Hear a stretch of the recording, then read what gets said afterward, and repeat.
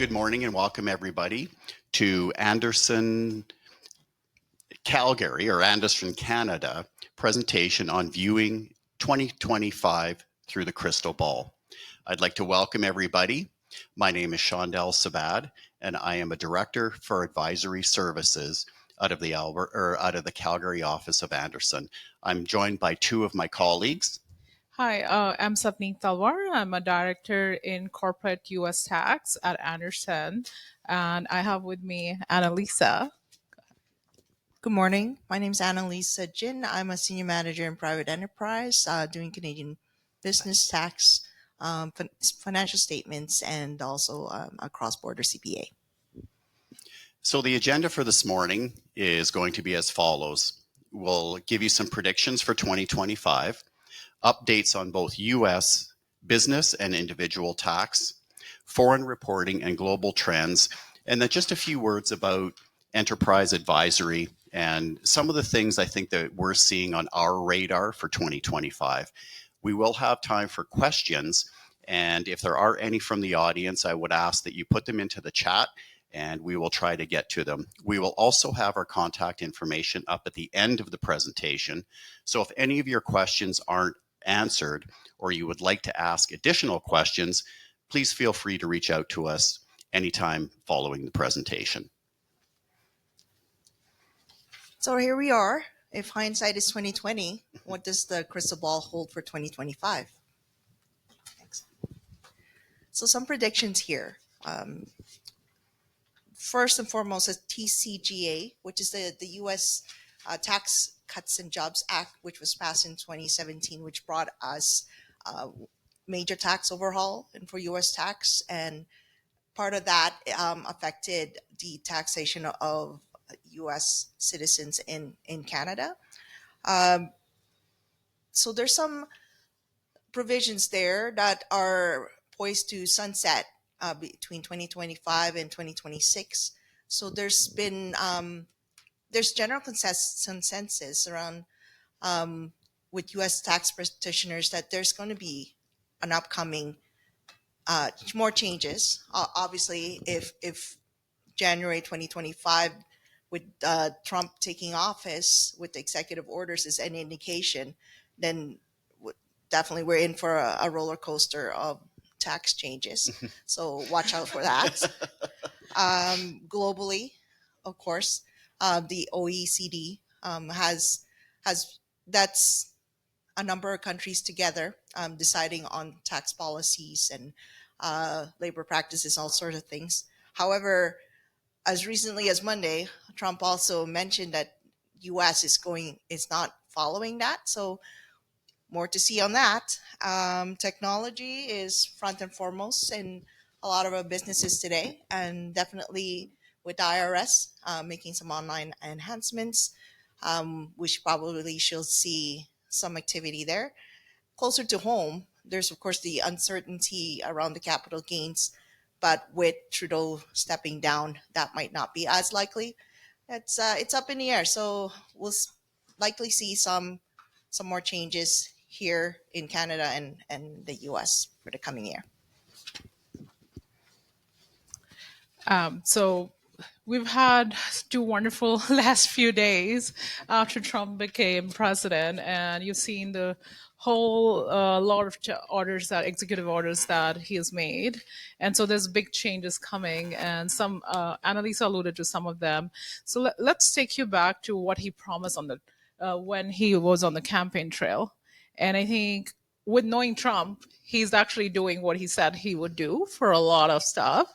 And so I feel like some of these that he said might come true. Well, we hope the tariff piece, probably not. Hopefully not, I should say. But then just knowing Trump, yeah, it just might. So just going back to what he said on the campaign trail here. So for businesses, he's going to increase the small business expensing And then he talked about 15% rate solely for domestic manufacturers. So, but if you're manufacturing somewhere else and bringing it to Canada, bringing it to the US, of course, it's not going to be 15%. He's going to add tariffs to it. And as you know, for tariffs, he started talking about China and he said 60%. Now, as of yesterday, it's gone down to 10%. With Canada, he talked about 25% tariffs as of Feb 1. Well, do we know it's going to happen? We don't know, because when he was talking about it yesterday or even day before, he said he just wants the borders to be tightened, and also he doesn't want drugs to come into the US. So hopefully we being Canadians can be like, talk to him and get him to bring that rate down, instead of following the way he talked, right? We don't want to threaten, we just want to find a solution. So hopefully we could do that. The other piece is the R&D tax credit. So as of this year, you're supposed to capitalize the R&D expenses, but then that could change in the future. And on here, there are also some things he talked about individuals, but I'll leave that to Annalisa. Annalisa is going to come back to that in a few minutes. Let's move the slide here as well.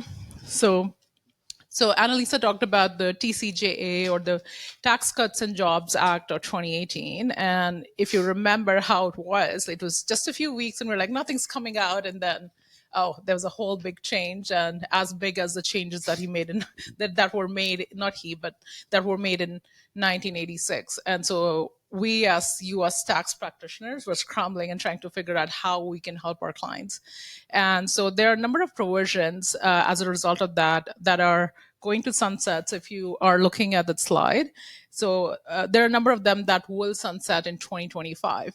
And he just has an year to either say, okay, we are going to change it or we're going to continue. And that could have a big effect. And if you look at the slide there's some big ones there, especially like the one that affects a lot of my clients is because a lot of individuals here own interest in partnerships down in the US, is the qualified business tax deduction. So the QBI, that's really, really important. And if that sunsets in 2025, the individuals do not get any deduction for qualified business tax income.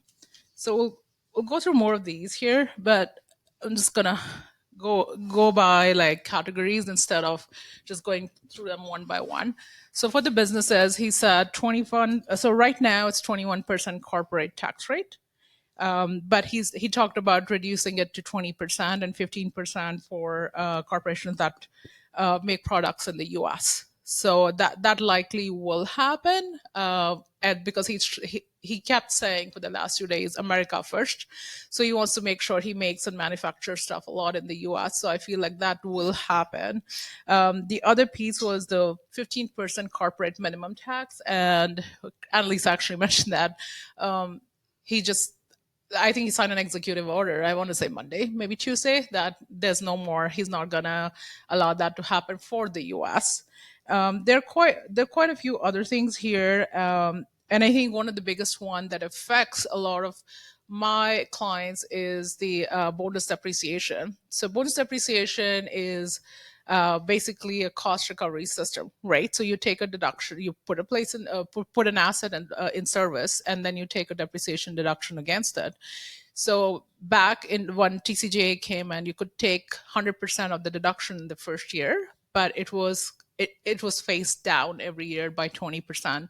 So for 2024, you could only take 60% of that deduction, but that's phasing out. So it's going to go to 40 and then to 20 and then to 0. So if he does not continue that, then that deduction, the big deduction's gone. You'll still get the recovery, but it'll be over a longer period of time.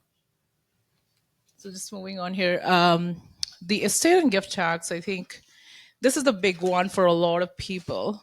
So if you give gifts or estates to estate, and there's an exemption of, I want to get the right number here, it's 13.61 million for 2024. So it was 5 million earlier with TCJ, it went up to 13.61 million. And if he does not say that this is going to continue after 2024, then it goes back to 5 million. That's a big change from 13.6 to like 5 million, back to 5 million. So individual taxpayers, Annalisa will talk about Sure. this. So the maximum rate was 37% under the TCJA. It's reverting back to 39.6. And for everyone that was tracking it, that was the Obama era percentage because they had to pay for the increased Medicare back then. So if that was to stay, I think Trump was wanting it to actually go down. So we probably should see that. Other issues is the SALT deduction, which is the state and local tax deduction. That's where that comes more into in the US, you could either take a standard deduction, which is about 14,600 per person, versus an itemized deduction, which includes this the SALT tax. So depending on whether someone has a high SALT tax, and that cap, the $10,000 cap on that deduction, made a lot of difference. So we should see something whether that stays or whether they take that out. But whenever there's a change, like if the revenue from tax goes down when the rates goes down, something has to come up, like for the revenue raiser, so that has to replace. So we'll see. I'm sure the next year what happens for that. So here, because I intended this to be an update, like what's an update without giving you tax rates. So here, kind of showing you both the Canada and the United States. I know there's a lot of numbers there. Wanted to focus on the top rates. In Canada is 33%, and that's for over 246 some $1,000 rate, and there's always the Alberta rate and obviously other provinces I didn't put in here. And the capital gains, I put the numbers in there. Like I said, like alluded to, the uncertainty with the change in inclusion rates that likely may not happen after all, but maybe be replaced by something else. And on the other side, I just kind of wanted to show how the United States has more than the income tax. Like you've got to look at the federal income tax, which is at right now is at 37% high rate. Um, Also look at the state tax, and that's a lot of things some people um, don't focus on to their detriment. Um, so state tax that varies. Arizona has a flat rate 2.5% tax versus other states like California that can be a maximum of 12.3%. So you can see the variation there. So it's going to depend on where your income is, where someone's living. So consider. So you think about federal income tax, state income tax, and then capital gains rates are a little bit different in the US. There's three rates: 0, 15, and 20%, and short term, long term. And there's also the net tax, the net investment tax of 3.8% above income tax. So there's a lot going on there. But there is the foreign earned income inclusion that's available for when a U.S. citizen or resident, if they earned income elsewhere, that there's that amount there that they can exclude from income. Like there's a form for that, but that's available. Also wanted to add in that there's gift tax that's different from Canada. So per donee, there's a maximum limit of 18,000 for 2024 on what can be given as gift tax, and a higher limit when there is a non-resident spouse involved. And of course, there's the a gift tax and estate tax inclusion that Savneet alluded to, about 13.61. So we'll see that probably change. So in additional updates to the U.S. individual tax, and there's some developments. The IRS, I mean, they administer the tax, so that's kind of in flux because the IRS commissioner had stepped down on January 20. So we will the misery the next person that's been identified as the next commissioner was former Congressman Billy Long. So we'll see some changes on how that is going to take effect. But for sure, under Danny Werkel, he was more enhancing the IRS processes technology wise. And this year they have the direct file and the free file, but that's more for simple returns. Um, What do you think about the changes that are occurring in the IRS right now in the last 2 days?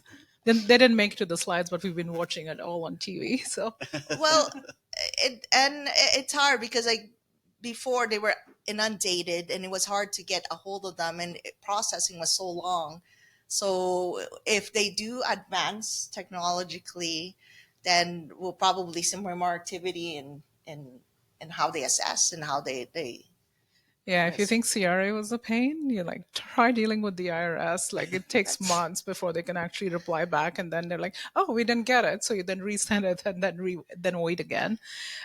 So they did put a hiring freeze, so they're not hiring any more Mhm. employees. But I'm hoping that they invest in the technology and it gets better. yeah. But the human touch is important sometimes because like technology we've seen is great, it's awesome, but can it do what a human can do? Well, never mind the mailing. When I try to mail anything when it's paper file, that took forever, especially with the mail strike. So the filing season officially starts January 27. That's when the forms are out in the software, but it's like we're waiting for slips and all sorts of income. So technically, it doesn't really start there, except maybe if you dispose of property, and we can do those. We've been talking about the TCJA. You're going to know that acronym by now. So, like I said, there's both sunset provisions, both on a corporate and individual tax level. So, more to see on that. Digital assets. We've seen that quietly expanding. It's always been a question on the form on the 1040, which is the U.S. individual tax. Did you sell, dispose, have digital assets? Yes or no? But now they've actually expanded it that there's going to be forms that a broker might have to do 1099 DA digital assets that's coming. And now there's a line on the one of the schedules is the digital asset disposal capital gain versus ordinary income. Like we'll see. And then there's been talk about the 1099K. I know there's so many forms that the US have. We just kind of throw around the names for these, but these are for payments through payment apps and online marketplaces. A lot of people were up in arms because the threshold for companies issuing those were very low at first at 600. So now it's been transitioned for this year. It's the 5,000. Next year, it's 2,500, and the third year after that, it goes to the 600. So when people receive a 1099K, they've got to decide like is that income or not. So that's something. And retirement plans. I mean, a lot of people are retiring. I mean, there's the talk. Obviously, baby boomer generations are retiring. So there's been some changes on what's included in Social Security, how that's taxed. There's what's called the RMD, which is the required minimum distributions that once someone is over 72, they have to start taking money out of their IRAs or pension plans, or else it's penalty. What else is there? And but then there's the early withdrawal penalty. So if you're under 59 and a half, there's a 10% penalty for taking money out. So you kind of have to balance that. Of course, there's exceptions though. Notably, what they added for an exception was domestic violence. So that's taking notice, I suppose. And with everything that's happening with disasters and such, I mean, the IRS and states also, the states administer their own tax. They've put in disaster relief, and that could affect deadlines and also taxation of relief payments. Excellent. So, so going through all these slides, you can tell that cross border is complex enough as it is. No, it's super easy. So on the surface, we're thinking, okay, oh, residency, like you're here or in Canada or the U.S., but they've got different rules. I mean, U.S. taxes on citizenship, green card too, but there's some developments where that could be either you're towards that you're resident or versus non-resident. So it's a facts and circumstances based. situation, and the days count presence in either country is definitely one of the top determinations of that. So that, like I said, there's implications to filing in the U.S. If you are a citizen, then you have to file worldwide income, and in Canada, if you're a resident, worldwide income. And then there's the 183 days that everyone's familiar with, whether you're a resident, deemed resident in Canada or not. Versus the U.S. has more of a, for non-residents. There's the 3 year um, calculation of that. So it's different. So moving from either country, that has implications. So the earlier you know or you're planning to move, best to talk to your advisor, because that has implications for tax for you. So best to do some planning before Don't that. you love it when a client comes to you and says that, "Oh, I just did this, but what do I do now?" And is it too late? We've had all those circumstances. So Oh, talk to us before you do it and not after. that's why it's on this slide. So foreign reporting. I mean, you do your income tax, but then there's the foreign reporting, and there's so many forms. And we'll have a slide on that, but there's also so many penalties. So that's definitely something you got to watch out for. Like, don't ignore any of that. I mean, it adds on to your filings, but it's fairly important, and that kind of goes in hand with the IRS or any government agency trying to get a handle on where the assets are, who owns what. So that's part parcel of that. And of course, when we're talking cross border, we've got to talk about the tax treaty, and there's some foreign tax credit, because like when you looked at the rates, imagine having to pay 32% in Canada, 37% in the US. Like that's a, a large amount. So without foreign tax credits or the treaty relief, that can surely add up. So I do want to stress that to take a treaty benefit, you have to file a U.S. return, like to affirmatively say that you are taking this treaty benefit. So just a plug in for, we do have a GMS with a global mobility team, which there's a T1213 form, a waiver. So in that's a Canadian form though. So in the instance where someone, a taxpayer, is expected that they will have U.S. income and they are eligible for foreign tax credit, so that's an early form to the CRA and say, oh, don't take as much tax because I have foreign tax credit. So, but that has to be filed very early, because it takes about 3 months to process. To add to the tax treaty, so for the corporation side, so if you're a Canadian corporation that has U.S. source income, so that could be like you're selling in the U.S. Yes, you're selling it from here, but it is U.S. source income. And if you're going down there signing contracts, that could lead to permanent establishment. So it's important that we look. So if you do anything in the U.S., talk to your tax advisor. It's super important. So there's a form called Form 1120F, and attached to it is a schedule, which is Form 8833. What that says is, hey, yes, I have business in the U.S., but I'm exempt under the treaty. So you have to file that. So it's like an insurance. Like, why won't you file a protective return? Because you're telling the IRS, yes, I have this, but I don't have to pay tax on it because of this clause under the treaty. Why wouldn't you do that? Like because if IRS disagrees with you, you at least get to take the deductions against that income. But if you don't file it at all and IRS catches you, they can deny all deductions and the treaty benefits. So you're paying 30% on the gross income and not even on the net. So that's why I tell people, look at your circumstances, talk to a tax advisor and see if that filing is required. It's easy, you can get it done and not worry about the penalties. Plus there's statute of limitations, right? So 3 years have gone by, then IRS really can't go back, right, from the due date of the return. So it's important you actually file that form. And it's super important you actually, if you do anything in the US, have somebody look at what you're doing and suggest the right way to either to keep you out of the permanent establishment issue or just to file these forms. So super important. And now that's a good segue. Actually, I did want to add one more Sure. thing on the foreign tax credits. I know CRA has been looking into what if someone claimed a foreign tax credit on a T1. You might get the express notice of assessment, but they can come back months later and say, okay, we're going to deny it unless you give us proof. So don't be surprised if you get that letter, and then we do have to get proof on if it's from the U.S.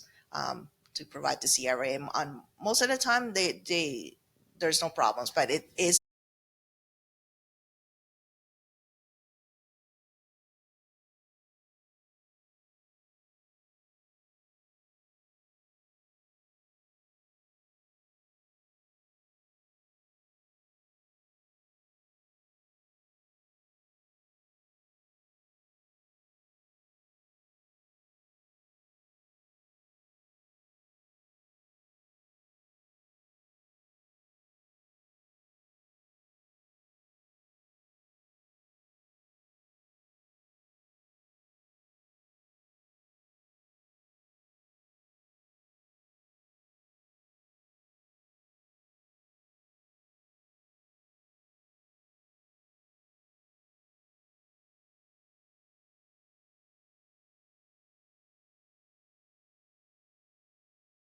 $1,000. 5471. So if you own a controlled corporation, a U.S. Canadian, sorry, my bad. If you own a foreign corporation that is controlled by the U.S., when I say controlled, it's 50% or more. But then also if you own 10% or more, and it's a CFC, I won't get into the details here. Talk to somebody. Something has to be filed in the U.S. Similar rules apply for 8865. And the next one over here is 5472. And I've seen a lot of Canadians go, but I own a US LLC. It's a disregarded entity. But guess what? You need to file a form in the US because even though it's a disregarded entity, they have to file a return in the US. And the penalty for not filing that form, the form 5472, is $25,000 per form per related party, which is crazy.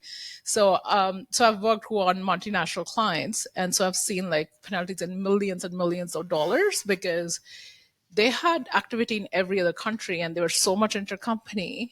And it's 50. Remember, it's 5472 per form per related party. So if you have a transaction with your parent, it's $25,000 if you don't pay that.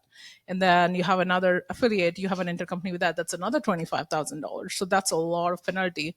And guess what? There's interest and penalties on that penalty. So if you don't pay it, then the interest gets added on top of that. So we've seen a lot of these. There is first time abatement.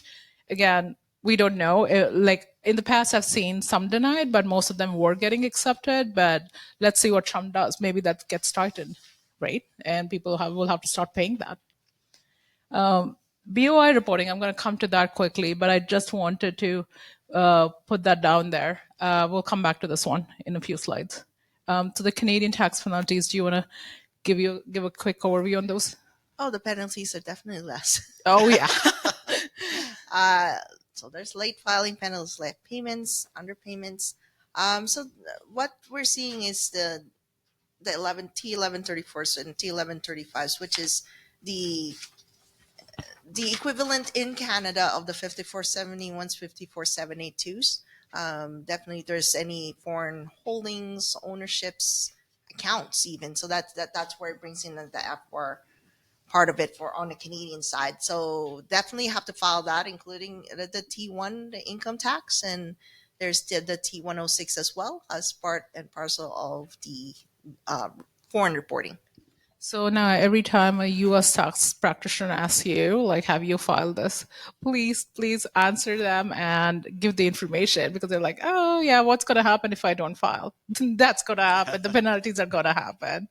And it's super important. The other piece to it is we actually sign the returns, like we physically sign the return. It says that we've actually, and that's why on the US side, that's why it's a little bit costlier too, because we have to dig through the details, make sure everything's right on it, because we are signing the form. So that's why everybody, please don't prepare your own forms. Have somebody look at it because that also comes with penalties. There are tax preparer penalties in the US.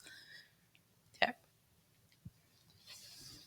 So here, there's some information here, but this is more on the lines that what we think is an entity type might be different in what either country is. I mean, we've got the domestic corporations, we've got the domestic partnerships, and that's the incorporated or the limited. And then U.S. has their own special corporations, which the LLCs. So, like, this is just to kind of show that what we think it is. Like, a lot of times, the U.S. is a lot of entity types that have a flow through, which goes up to whoever the members or the partners. But Canada comes back and says that's a corporation. And what Mhm. does that? Where's that? What's that affecting? That's affecting the T 1134. It's like, do you own foreign corporations? Then yes, it's a corporation if it's a U.S. and the U. And then you've got the mismatch. Like, if it's treated as a flow through, and then in Canada it's a corporation. Like, that corporation, you don't get taxed until it's distributed. Versus in the US, if it's passed through, the character of the income where interest, dividends, gains that's passed through. So there might be the timing of when that income is reported on the Canadian return. That's a mismatch of when the tax is. And then that's a mismatch on foreign tax credits. And you can take foreign tax credits to the extent that the same income is reported in the same period. So if there's a mismatch, you might lose out on some of that foreign tax credits. I just want to mention a few things here. So, if you're a Canadian and you go down to the US and ask which entity I should follow, a lot of people will say LLC, but then come talk to us. We'll say, no, LLC is not the right answer for you. It's a hybrid entity. So it's disregarded for US tax purposes, but it's a corporation for Canadian tax purposes. And all that Annalisa talked about comes into the picture. Plus the treaty. The treaty does not respect a lot of hybrid entities. So talk to somebody that might not, LLC might not be the right answer for you. And as one of our partners in the firm says, when you do LPs, make sure there's not more than one L in there. So LLPs and LLLPs are also not good. Okay.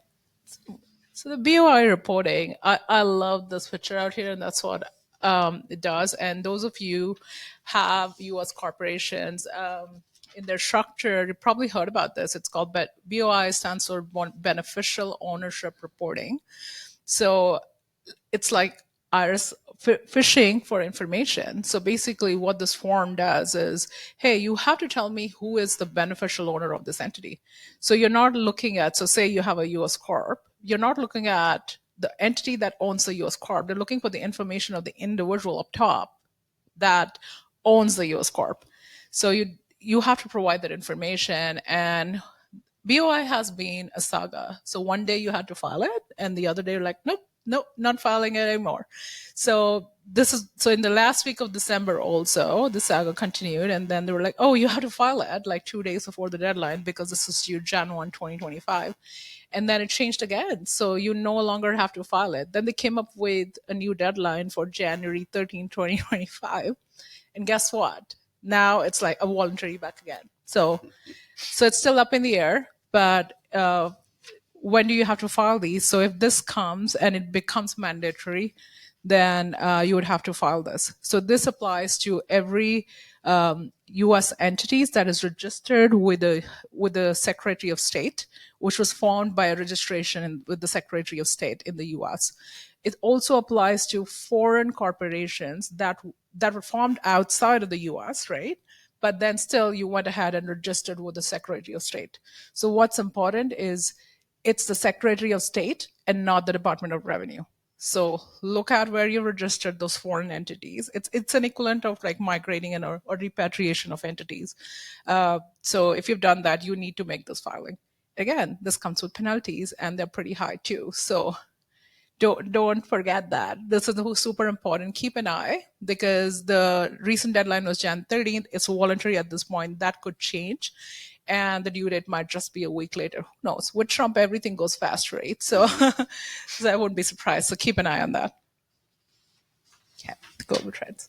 So I wanted to add this slide because we obviously don't operate in a vacuum. Like, we can concentrate on Canada or we can concentrate on the US, but we've also got to look at what's happening around the world.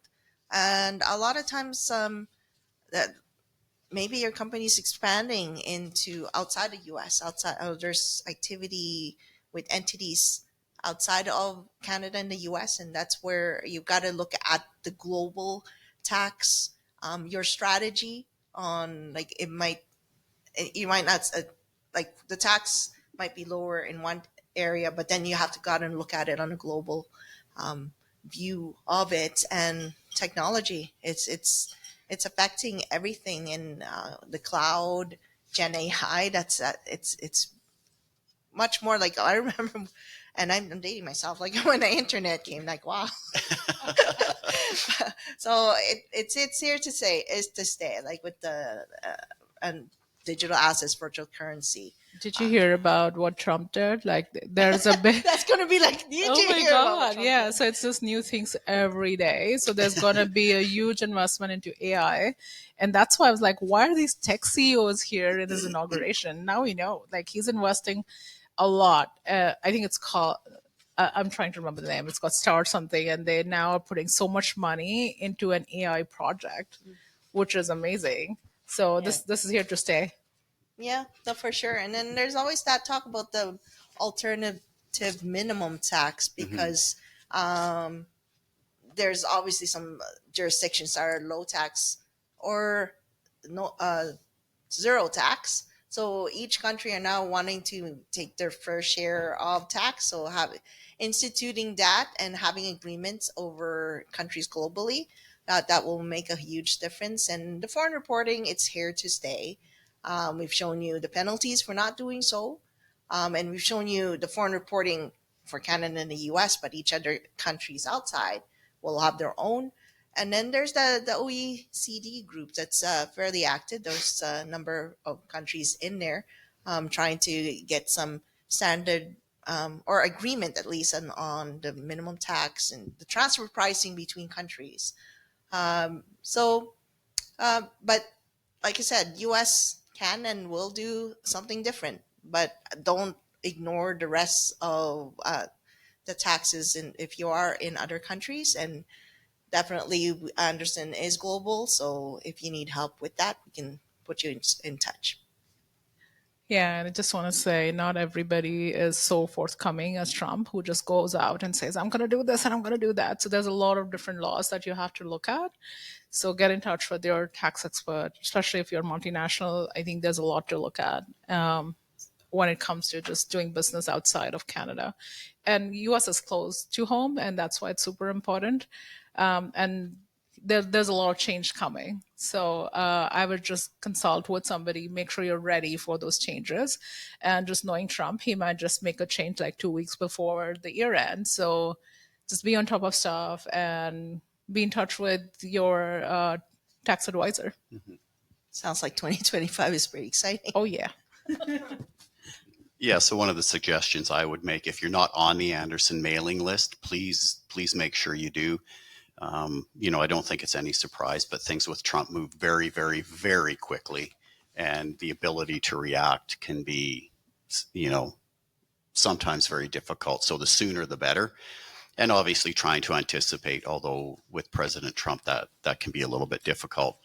So just to move on to enterprise advisory, it's a new service offering here at Andersen Canada, and something that we're very excited about. I'm director of enterprise advisory services, and work with an awesome team, all across Western Canada. It's not just a team of folks who are doing enterprise advisory, but we also bring the global Andersen team along with us. So what we're really designed to do is execute and implement tailored business solution. The primary focus at this point in time is really on family office enterprise, as well as C-suite fractional work. That's the primary focus.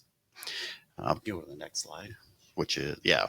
So on this slide, it just gives you a couple of, the various service offerings that we have. What I would encourage you to do if you're looking for any kind of C-suite or family advisory is just to have a conversation to say, I got this problem within my business. We're more than happy to have the discussion about trying to come up with a tailor-made solution for you. And again, as a reminder, bringing that Andersen team across Canada, but also internationally, right? And we're more than happy to have those conversations with you. But what I really wanted to get to is some crystal balling for 2025. Now, there's some obvious, things that everybody needs to be aware of, and some that aren't so obvious. So let's start with the obvious one, which is U.S. tariffs. It is abundantly clear that President Trump is going to use these as a weapon. I'm not saying anything that anybody doesn't already know, but this will be a roller coaster ride over the next 4 years.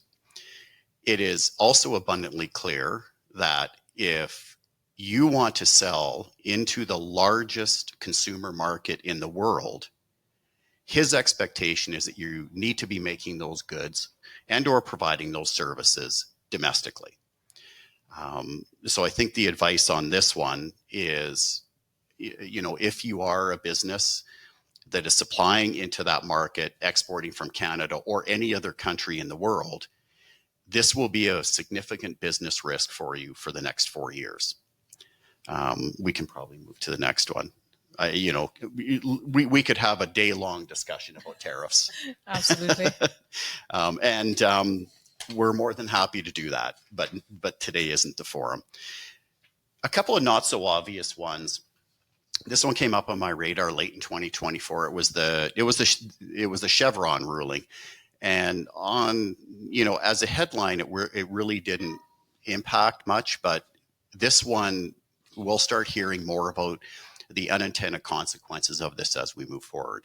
So essentially, what happened was in 1984, the Supreme Court instituted what was called the Chevron ruling. You can look it up, but what it essentially did was it gave government agencies the ability to interpret laws and then create their own rules and regulations around it.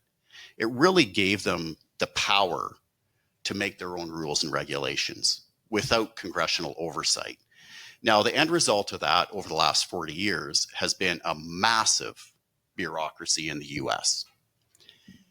Late last year, the Supreme Court overturned that. And what it's done is it's reversed the ability of government agencies to create their own rules. So very, very impactful, because if you combine that with Donald Trump or President Trump's initiative for Doge government efficiency, which Elon Musk has essentially said he can cut $2 trillion worth of government expenses. This is a tool he can use to be able to initiate a lot of his programs. His words are, this country, meaning the US, has been dying strangulation by regulation. So not only is he empowered to make change, the law is now on his side. So very, very impactful in terms of what's going to be happening over the next 4 years. And then the last thing I want to touch on is the CSSB, which is the Canadian Sustainability Standards Board. This one, late last year, December 18th, the Canadian Sustainability Standards Board essentially came out with their sustainability standards 1 and 2, and the underlying theme was, what they did was they I shouldn't say cut and pasted, but they modeled the Canadian standards almost word for word with the international standards, with different implementation dates. Now, what's going to happen is the standards have been put forward to the securities exchanges, who then have to ratify them and implement them. So a couple of questions come up, and these are the questions I want to highlight.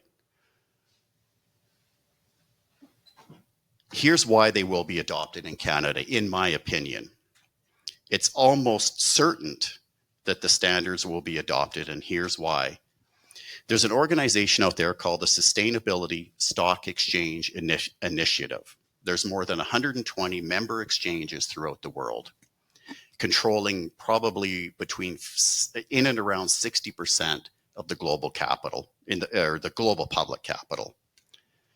Their mandate is to ensure widespread adoption of the international standards across stock exchanges throughout the world. Two of Canada's largest exchanges, the TSX and the NEO Exchange, are active members of SSE, of the Sustainable Stock Exchange Initiative. This affiliation highlights their commitment to adopting standards like this. So the alignment between the CSSB and the SSE and the exchanges doesn't guarantee adoption, but it makes it highly likely sometime in 2025. Now, why is that important? Because the second question is for the majority of our audience. Well, I'm not a publicly traded company, so I don't have to report, or I'm not a large Canadian company. Now, one of the, and this is a question that we asked early on mid-year, was the exposure to the SME environment with these. And again, it's not mandatory for SMEs to report. But one of the direct quotes from the Sustainable Stock Exchange Initiative is this: while listed companies should already be aware of the disclosure requirements in their jurisdiction, companies that are not listed may also be impacted by these standards simply by being in the supply chain of the listed company. So what that essentially says is that as the publicly listed companies and large companies look down their supply chain for mandatory reporting, it's likely that companies within their supply chain will have to do some sort of reporting. So again, I'm happy to have the conversations about the CSSB. We will hopefully be putting out more material on this. There's lots of information available. But one of the things that I think I would suggest to SMEs is, just get a plan, decide what you're going to do about governance, just so you have something ready. This won't happen for SMEs probably in 25, 26. But as Canada moves forward and adopts these standards, which seems likely, I think you just want to have it on your radar and be prepared. So on that note, that's our, kind of some things that are up on our radar for 2025. Now what we'll do is we'll turn it over to Savneet for a little bit of a summary, and then hopefully we can take a question or two. Sure. I think before we move on, since we are in Edmonton, I did want to point out that it's really looking good for the oil and gas industry right now. I don't know if you've been hearing Danielle Smith, but she's met Trump, and then I think Trump spoke about drill, baby, drill a lot of times in the past few days. So I think it's looking really good for Alberta. Hopefully the prices stabilize, and I have high hopes, especially living in Alberta. I'm really happy about it. About Andersen, I just want to just quickly take a minute and talk about Andersen. So we have offices all over the world, but in Canada, we have offices in Edmonton, Calgary, Vancouver, Montreal, and Ottawa now. So that's a new one. But yeah. And then again, we cater to all clients. Entire Canada is just the offices are there. So we do have clients out, quite a lot of clients out in Toronto as well. And our services include Canadian tax compliance, US tax compliance, advisory. So all the structures we talked about, we do that, of course. Shondell talked about the family advisory, then C-suite, etc., and then transfer pricing, valuations. We do all of that. So if you have questions about any of those, we are here to help you. Come talk to us. We actually have a lot of experts in-house, and we are in a lot of countries. So say you have a question about Mexico, we can get you some help with that as well. So I guess on that note, we'll actually put up the slide. Well, first and foremost, what I want to do is thank everybody online and in person. This is our first time in Edmonton broadcasting live. So we appreciate everybody's patience, because as with all new locations, we did have some technical issues. So what we will be doing is sending out a copy of the recording as well as the presentation. And if you want to put up and this information will also be sent to you. So please feel free to reach out to us. Now, I'd just like to lead off with one question, and then we can take some if there's some online. What I'm going to try to do is wrap everything up into one question. I'm a widget manufacturer in an industrial park here in Alberta. 80% of my product, I put it on a truck and I sell it into the US, primarily to Texas because my main market is the oil and gas industry. I am scared of tariffs. I believe that in order to protect my business, I've got 20 employees, 20 families to feed, and I want to make sure that they're taken care of. I think I need to eliminate this risk and set up my manufacturing facility, or at least a majority of it, in the US, move 15 of my employees down there, hire a salesman to start going across the world so that I can decrease my exposure to the US. They pick up the phone. What do I do, Savneet? What do I do, Annalise? What do I do, Shondell? What are the 2 or 3 things that you would tell them to do immediately? I think for me, the first is be ready. So do your math. That's what I tell people. Do your math. So say the tariffs come in. Are you ready for it? So what does it mean for your profitability? Right? What does it mean? So now you're going to shipping, you don't want to move the manufacturing, for example. What will my profit look like? Right? And then say you want to increase the price.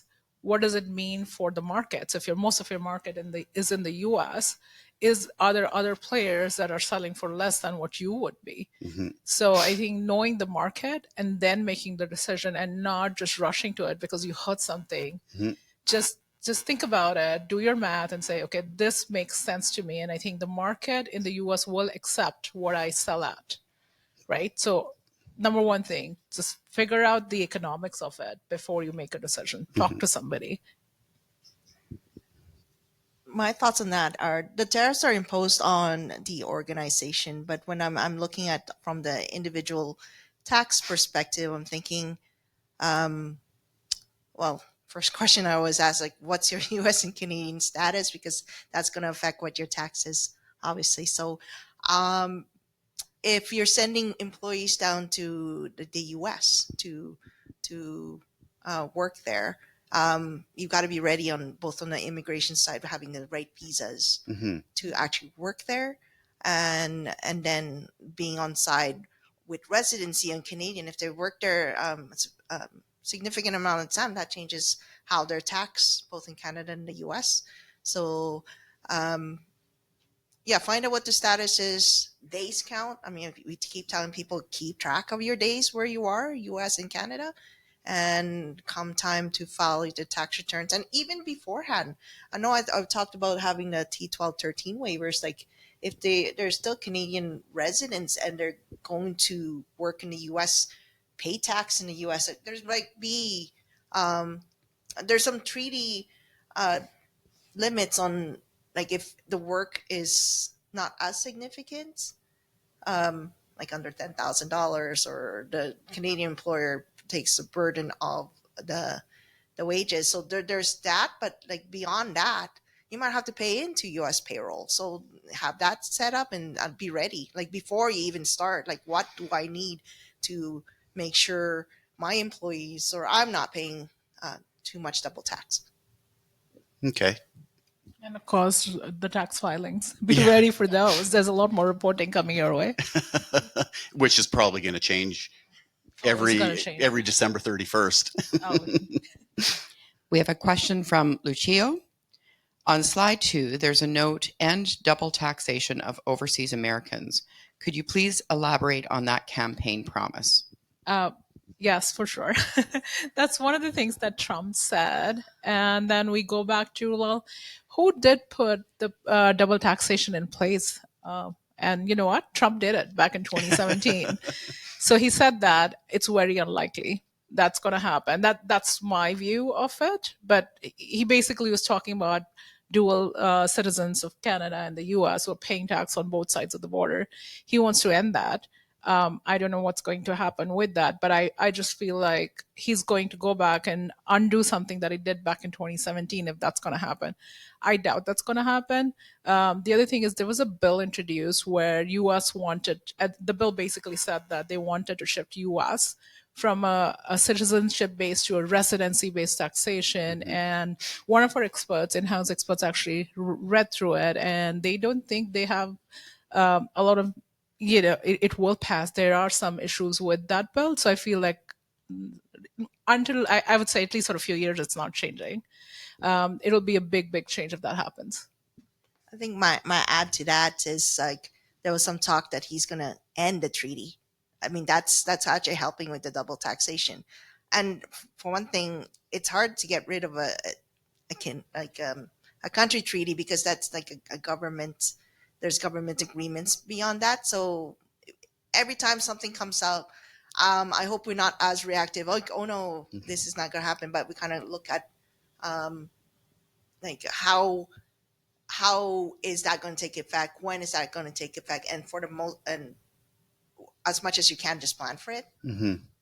I think we also have to look at the executive orders that he's passed, because if he was certain about something, he just went ahead and signed that paper, right? And so if he's thinking or he's not done it yet, I feel like he's gonna talk about it or think about it or talk to the people. For example, he should be talking to Canada about those tariffs. And so I think he's ready to do that. If he wanted to actually do it, he would have signed the paper without talking to anybody. So I think he's going to have those conversations. And I feel like I just see the difference between him back in 2017 versus now. And I feel like he's listening more. He still talks a lot, but I feel like he's being a little bit thoughtful and not just signing papers. So my view is like things will change, but hopefully there will be a lot more dialogue before he makes decisions like that. It's only been 3 days.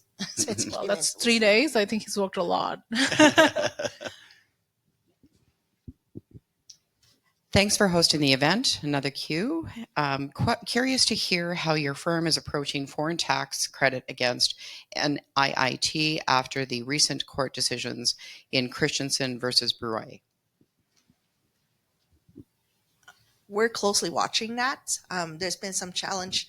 So that presently, the foreign tax credit is based on the income tax. So the net investment tax, it's not falls into what CRA might consider income tax, but there's been court cases and it's been slow and going that perhaps that it is a tax that you can claim because you have to pay it 3.8% in the US above your income tax. So for sure, that adds up. Like if you have a lot of investment income. So we're closely watching that. And we're going to decide as a firm whether we have the filing position that we consider that if that can be a foreign tax credit. But right now it's in the law courts. No. If there's nothing else, I want to thank everybody for taking. There's one more. Sorry. Okay. No, sorry. I thought it was one for you. Okay. So how are you advising your clients to deal with the $2 trillion in cuts, which would absolutely require elimination of social security? For those of us approaching retirement, should we start social security early? What is your forecast for that? And should I start taking my money out now while I can, on the assumption it will be driven into bankruptcy? Well, I mean, there are in the U.S. there are sacred cows, much like there are in Canada. In the U.S., it's pension and military. Those are my belief. And again, this can change tomorrow, next year, next month. Is that for now, the sacred cows won't change. In fact, President Trump is actually talking about increasing spending on military over and above the rate of inflation. So I would suspect that he has indicated to Elon Musk that those are untouchables. Let's find other areas. So $2 trillion might be something Elon Musk has in his mind, but upon actual execution, it's unlikely to be that amount. The only way, much like in Canada and the US, if that Social Security, is guaranteed to take a hit, is if there's a financial crisis in the US and there's some kind of government debt crisis. It doesn't look like that right now. I mean, obviously, just given the size of the deficit and the debt in the US, the probability is increased, but it's still relatively low. So I'm not sure if that answers the question. I'm very eager to know what Doge is going to do. Like they talked about going to Mars, and like I'm very very excited. I just want to know what they are planning for that, because this is the first time a committee like that has been set up. So we'll see what happens. I do want to add that there has been what's called the WEP, which is the windfall elimination provision, which they're looking at. And there's a calculator in the Social Security Administration website for the US where they can calculate for pensions, US pensions that's not subject to Social Security. If a taxpayer is receiving something from that, then that can reduce Social Security. So that's something to keep in mind. And if that applies to you, take a look at that online calculator. And the last question is, how will Andersen address the Canadian capital gains inclusion increase that has not passed for 2024 tax returns? Anyone? I think it's up in the air right now, right? Like what I've been hearing is, oh, it's going to go to the 2/3 mark, and now, the comment might change. So you don't know what's going to happen with that. And I think everybody's in a dilemma right now. It's a wait and watch game, and let's see what happens. Okay. Thanks, everybody, for joining us. Really appreciate your time this morning. And as I said earlier, thank you for your patience with our technical challenges. And again, feel free to reach out to us at any time. Have a great day. Thank you, everyone. Thank you.